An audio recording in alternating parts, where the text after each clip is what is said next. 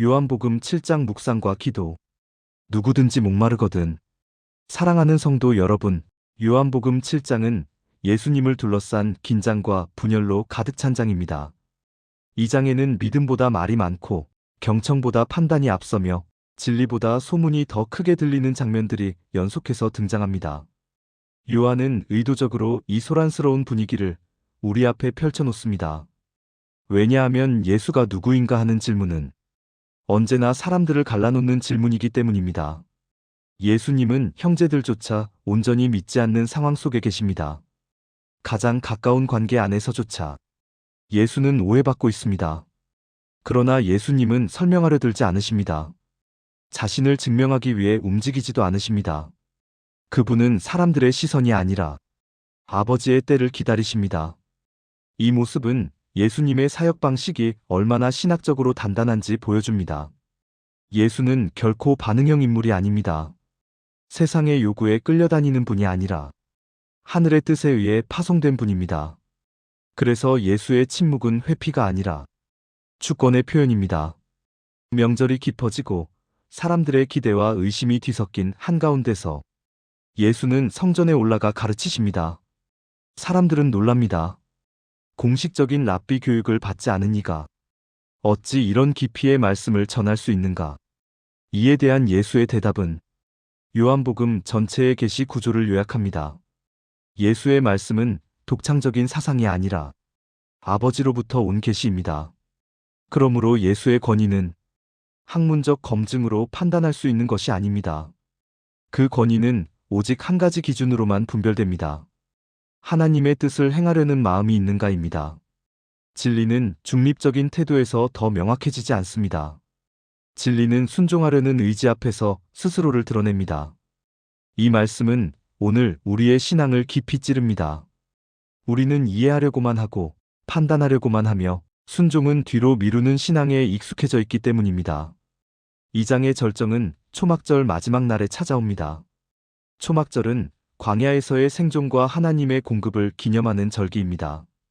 물은 이 절기의 핵심 상징입니다. 사람들은 물을 보며 기억합니다. 하나님이 우리를 살리셨다. 그 상징이 반복되고 반복되던 바로 그 순간 예수는 갑자기 큰 소리로 외치십니다. 이 외침은 예배의 흐름을 깨뜨리는 외침이며 형식의 정점을 가르는 선포입니다. 누구든지 목마르거든 내게로 오라. 예수는 더 이상 상징을 가리키지 않으십니다. 그분 자신이 실체이기 때문입니다. 이제 물은 의식이 아니라 인격이 됩니다. 성전의 예식이 아니라 예수 자신에게로 방향이 바뀝니다. 예수의 초청은 놀라울 만큼 단순합니다. 조건도 없고 자격도 없습니다. 누구든지라는 말 속에는 율법적 경계도 도덕적 등급도 존재하지 않습니다. 오직 한 가지 기준만 있습니다. 목마름입니다. 이 목마름은 육체의 갈증이 아니라 존재의 갈증입니다. 아무리 채워도 다시 비어버리는 인생의 공허, 의미를 붙잡지 못한 채 반복되는 삶의 허무, 바로 그 자리에서 예수는 부르십니다. 예수는 단지 목마름을 해결해 주겠다고 약속하지 않으십니다. 그분은 더 깊이 말씀하십니다. 그를 믿는 자 안에서 생수의 강이 흘러나올 것이라고 말입니다. 이 말은 신앙의 방향을 완전히 뒤집습니다. 예수를 믿는다는 것은 은혜의 소비자가 되는 것이 아니라 은혜의 통로가 되는 것입니다. 성령은 단지 나를 살리는 힘이 아니라 나를 통해 다른 이를 살리는 생명의 흐름입니다. 그러나 이 선포 앞에서 사람들은 하나로 모이지 않습니다. 오히려 더 크게 갈라집니다. 예수를 선지자로 보는 사람, 그리스도로 고백하는 사람, 끝내 거부하는 사람이 동시에 존재합니다. 복음은 언제나 분열을 일으킵니다. 그 이유는 복음이 불분명해서가 아니라 너무 분명하기 때문입니다. 예수는 애매한 선택을 허락하지 않으십니다.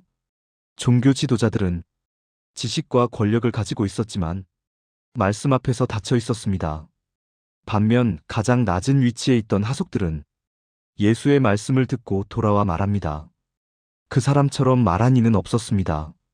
진리는 종종 권력의 중심보다 주변부에서 먼저 인식됩니다. 교만은 진리를 판단하려 하지만 겸손은 진리를 알아봅니다. 사랑하는 성도 여러분, 요한복음 7장은 우리에게 묻습니다. 나는 예수를 논쟁의 대상으로만 대하고 있는가? 아니면 생명의 근원으로 붙들고 있는가? 나는 여전히 형식의 물로 갈증을 달래려 하고 있는가? 아니면 예수께로 나아가 생수를 마시고 있는가? 예수는 오늘도 외치십니다.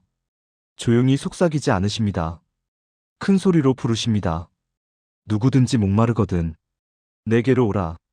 이 외침 앞에서 머물 것인지 지나칠 것인지는 오늘 우리의 선택에 달려 있습니다. 개인 적용 기도문. 주님, 제 안의 존재적 목마름을 더 이상 감추지 않게 하옵소서. 괜찮은 신앙인처럼 보이려 애쓰는 가면을 벗고 정직하게 주님 앞에 서게 하옵소서. 주님, 저는 목마릅니다. 이 고백이 제 신앙의 출발점이 되게 하옵소서. 성령 하나님, 저를 단지 은혜를 받는 자로만 머물게 하지 마시고 은혜가 흘러가게 하는 통로로 빚어 주옵소서. 제 안에 고여있던 신앙, 닫혀있던 영혼의 문을 열어 생수의 강이 흐르게 하옵소서.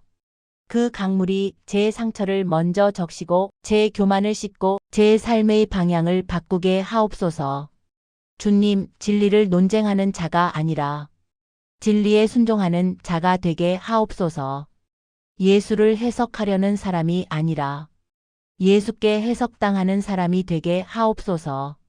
주님의 말씀 앞에서 늘 옳고 그름을 따지기보다 주님, 제가 따르겠습니다.